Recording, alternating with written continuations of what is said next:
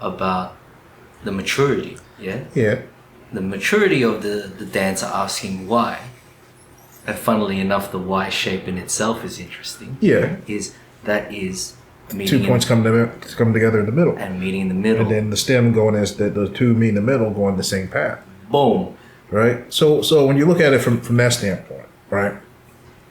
And you look at the why. The why is the driving force for a lot of what happens in society, in the culture today. The why is what drove me in me retraining myself. Not just why am I doing it, but why don't anybody know this stuff? There was a lot of anomalies out there that couldn't be explained that now got explained because I put in the work when I asked the question why, because it led me on the path. Like back then, outside a dollar bill, the first one when I kind of started asking the question, actually I asked the question after I met Bill, but when I was kind of like, why aren't people looking at it like this? And the person who made me look at it and ask the why and actually really truly realize what was going on was Flat Top. Oh shit. So watching Flat Top, there's footage of him on YouTube. Me and my wife was watching a couple days ago. I was trying to show my daughter, but 8-year-olds. She's watching and she started playing with her foot. Something weird, Yeah. And I remember talking to him about this, and me and him had dozens of conversations, probably due for another one in the next couple of weeks because I haven't spoken to him in like a month. Yeah. So, with asking the why is when I look at him executing what he's doing. Why are you able to do that? And I don't see nobody else from that same time frame doing that. Yeah. Why is it only you? Yeah. Why is he the anomaly? Why are you so much more different? Yeah. Now, Dre's different. Bob and Andre is definitely different. Yeah. Credit due. Why? You're scary. That didn't dawn on me until maybe like 2017 that, me thinking and things like that. And it kind of dawned on me like, holy shit, out of all the shit I know about popping, all the technical sides, Flat Top is terrifying. When you think about it on a technical standpoint, you kind of like just look there and go like, yeah, the way you're executing and the timing that, I don't know how you came to that. Because there's nothing to gauge you against before that. Yeah, exactly. There's nobody physically before you to gauge. Yeah. You exist. Right. So how did you get to that point? Go ahead, take your baby out. That's right. Oh, but my feet are freezing. Oh, fair enough. Continue. So I was asking the why about it, and that's when I came to the conclusion, and I started analyzing Flat Top's footage, right? Going through the physical history, going through the music that he's getting down to, the artists, looking for a pattern, it is a better part of an hour, right? And I came to the conclusion like, holy shit, he is terrifying. And it's not just because he's a big burly black man. No, it's because this man is like, where in the fuck are you getting this? And why is it only you? Why is it just you? No, I'm sorry. It was 2017 when I came to the point where I was like, holy shit, he's terrifying to me now. Like, he's really terrifying. Like, back then he was terrifying to me when I was on the come up because I was learning how everything worked, how truly worked, how timing worked, and how to be my own person. Right. And set myself, You could see the fine detail. Yeah, I could see how he was doing it, but truly actually paying attention and really, really watching, and I'm like, yeah, you shouldn't have happened. What do you mean? Like, you shouldn't have happened. Just an anomaly. So what I did was, I ran the numbers. Oh, shit. Here we go. I was running the numbers on how he's executing shit based off his me physically being in front of him and me talking to him and getting to know him over the years. Because Flat Top was actually part of our crew at one point. Oh, really? So he was with G-Style. And having conversations with him and stuff. And we've always been cool ever since. And watching him get down, watching footage. And I'm looking at him. And what I'm able to do because of the practice method is I can actually deconstruct what he's doing.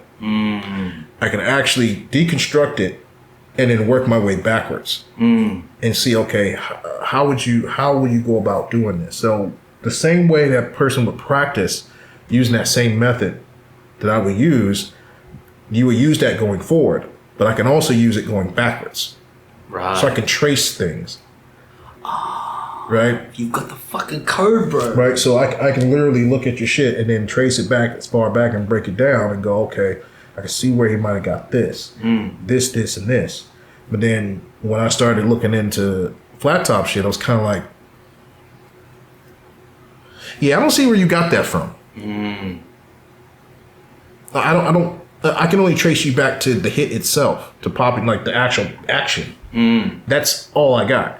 I got as far as, you know, animating and things like that, and your understanding on how it works for your body, but I don't see where the catalyst was and where you were looking at, which means you're not using sources inside what we know as popping. Right? Dude. Me going backwards, going, okay, you're not looking at anybody in particular. You're looking at sources that's outside of our shit. Yes. You got the hit and everything else down. You're definitely in the culture because you've always been there. But you're pulling from somewhere else. Right. And that's what made it even more scary. It confirmed something in me because I was doing that at one point. But at the same time, like, I pulled a lot of my movements and the soul of it, like a lot of it at a certain point was coming from video games and anime. Like a lot of my stances and things like that and my demeanor was coming from like my battle demeanor, or how I was when I would carry myself just out in the open was fucking Akuma from Street Fighter and fucking Darth Vader.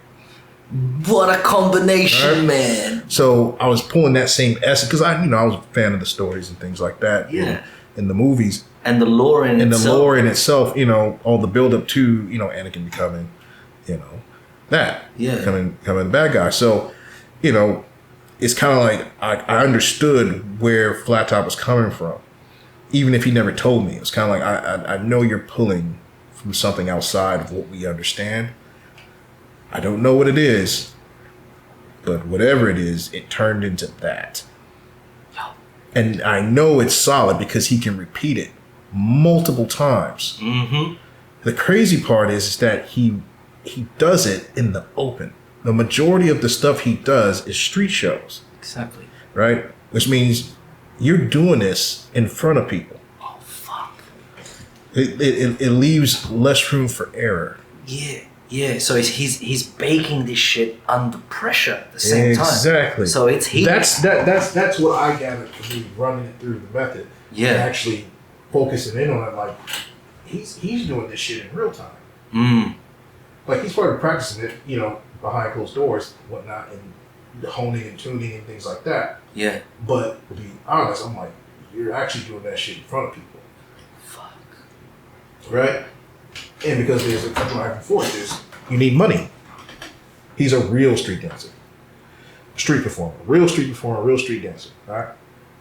And that right there is terrifying to me. Because I'm like, bro, like you don't miss. Straight.